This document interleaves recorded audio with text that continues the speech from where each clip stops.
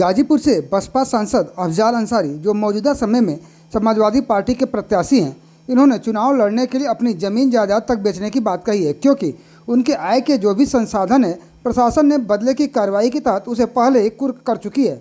ऐसे में चुनाव लड़ने के लिए पैसे की जरूरत पड़ेगी तो वो अपनी ज़मीन जायदाद बेचेंगे, जो उनकी नज़र में कोई गुनाह नहीं है। ज़मीन जायदाद बेच कर भी इस चुनाव को लड़ेंगे, इसका क्या मायने निकाला जाए? अब हमारे वक्तव्य के किस पोर्शन में आप क्या जोड़ देंगे और क्या घटा देंगे ये मैं नहीं जानता।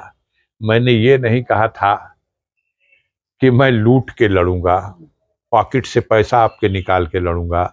मैंने ये कहा था कि जिस तरह से ये सरकार लगातार 2019 के चुनाव के बाद अपनी पराजय का बदला ले रही है, मेरे तमाम जो साधन हैं, दो पैसे का जहां से मैं कमाई कर सकता हूं, खेती थी, बाग थी, सबको कुर्क कर दिया गया, डैमेज किया गया हर तरह से।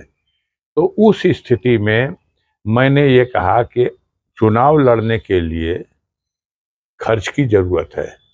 गाजीपुर की जनता हमसे इतना प्यार करती है, ये सारा दृश्य गाजीपुर की गरीब देख रहे हैं। वो अपना पैसा लगाएंगे, अपना खर्च करेंगे और हमारे चुनाव में खड़े होंगे, हमको वोट भी करेंगे, हमको नोट भी देंगे।